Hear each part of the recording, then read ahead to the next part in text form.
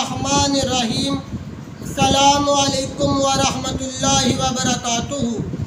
उम्मीद है आप जहाँ भी होंगे अहले खाना समेत खुश भी होंगे और अल्लाह की रहमत में महफूज भी होंगे।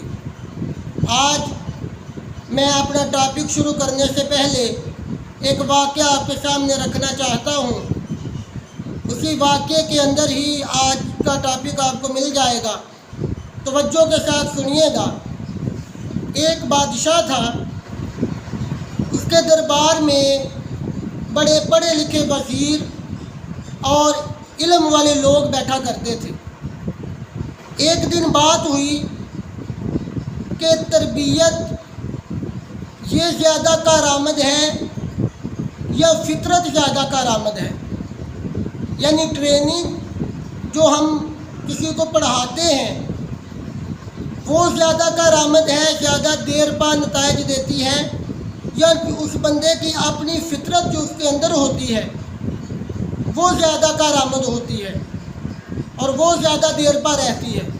इसी बात पर बहस चल रही थी तो एक बंदे का मौक़िफ़, एक वज़ीर खड़ा हुआ और उसने कहा कि मेरा मौक़िफ़ ये है कि जो किसी को ट्रेनिंग दी जाती है, किसी आदमी को, किसी बच्चे को, किसी नौजवान को, वो ट्रेनिंग ज़्यादा देर पा रहती है, उसके नताइज ज़्यादा उसकी ज़िंदगी में ज़्यादा असरअंदाज होते हैं।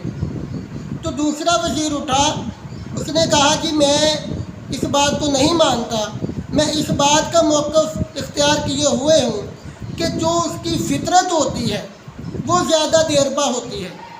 फ़ितरत क्या है?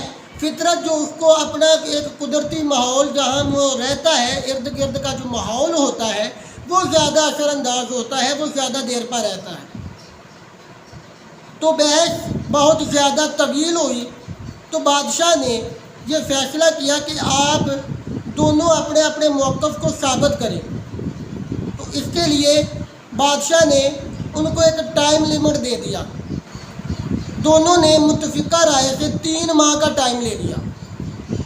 जो ट्रेनिंग जो इस चीज़ का मौक़िफ़ इख्तियार किए हुए था कि जो ट्रेनिंग है, जो तरबियत है वो ज़्यादा असरअंदाज होती है, उसने कहा कि मैं 3 माह का टाइम लेता हूँ।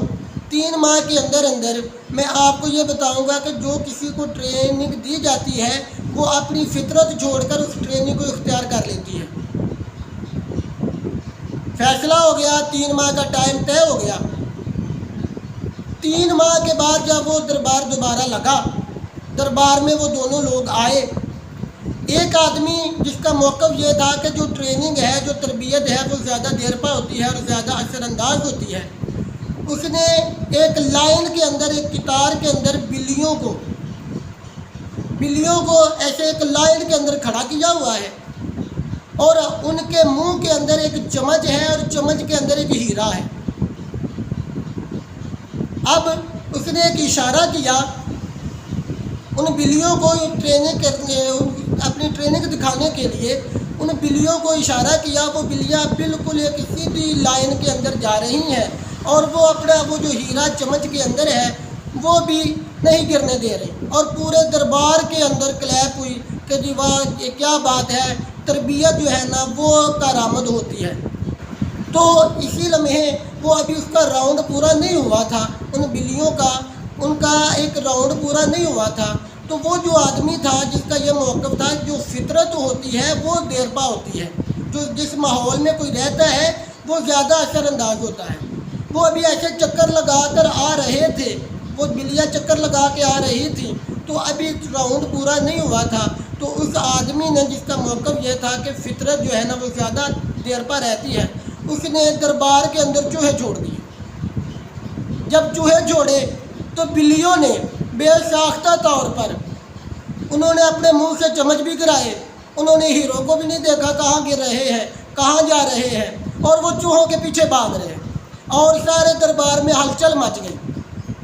तो वो जो बंदा था जिसका मौक़िफ़ यह था कि जो फितरत है, जो बंदे को माहौल दिया जाता है, जिस जानदार को, जिस इंसान को, बच्चे को, किसी को भी जो माहौल दिया जाता है वो ज़्यादा कारआमद होता है।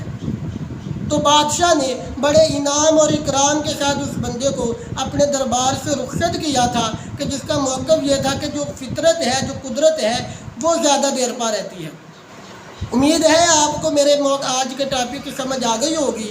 میں آپ کو یہی سمجھانا چاہتا ہوں کہ ہم لوگ اپنے بچوں کی, اپنی اولادوں کی تربیت کرنے کے لیے ہم اسکول کا سہارا تو لے لیتے ہیں کہ اسکول والے اچھے 1 گھنٹے کا ٹائم پیریڈ لگا کر بچے کو ایک اچھا انسان بنا دیں گے, جبکہ ایسا نہیں ہے.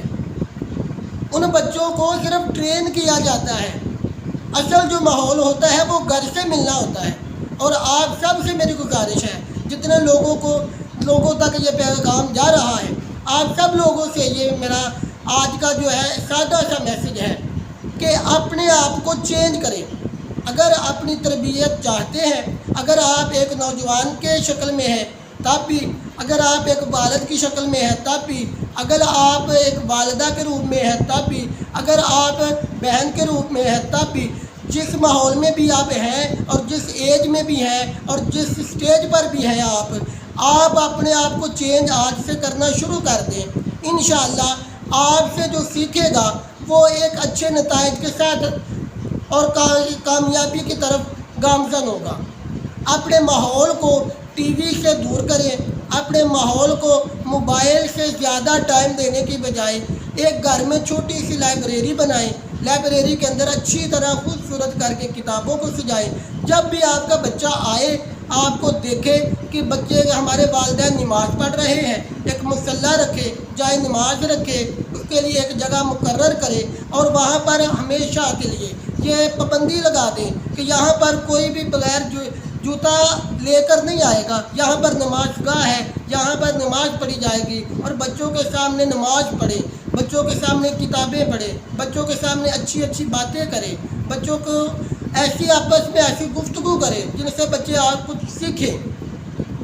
تو یہ ماحول ہم جب کریٹ کر لیں گے, گھر کا ماحول جب ہم موبائل سے پاک اور صاف کر لیں گے تو انشاءاللہ ہمارے بچے بغیر آپ کے کہیں, ہمیں کہنے کی ضرورت نہیں پڑے گی, بچے خود بخود کتابوں کو پڑھیں گے بھی اور بچے ریسرچ بھی کریں گے اور بچے سارا کچھ وہ کریں گے جو آپ کے دل میں ارمان ہے. ایک ریسرچ کے مطابق بچے پیدائش سے لے کر 8 سال تک, اور کچھ نے یہ کہا ہے کہ بچے پیدائش سے لے کر 10 سال تک وہ سارا کچھ سیکھ چکے ہوتے ہیں ماحول سے, جو ہم نے انوائرمنٹ دیا ہوتا ہے ان کو, جو ماحول ان کو دیا ہوتا ہے. بچے اس دوران وہ سارا کچھ سیکھ چکے ہوتے ہیں جو ہمارے اندر موجود ہوتا ہے. بچوں نے ہم سے سیکھنا ہے نا, اور اس دوران وہ بچے سیکھ چکے ہوتے ہیں. اور جیسے جیسے پھر وہ بچے بڑے ہوتے ہیں تو وہ بچے جب بڑے ہوتے ہیں تو وہ ہماری امیدیں بھی بڑھ جاتی ہیں اور ہمارے وہ تربیت کے نتائج اثر انداز ہونا شروع ہو جاتے ہیں, اور پھر ہم پچھتاتے ہیں کہ ہمیں ایسا نہیں کرنا چاہیے تھا.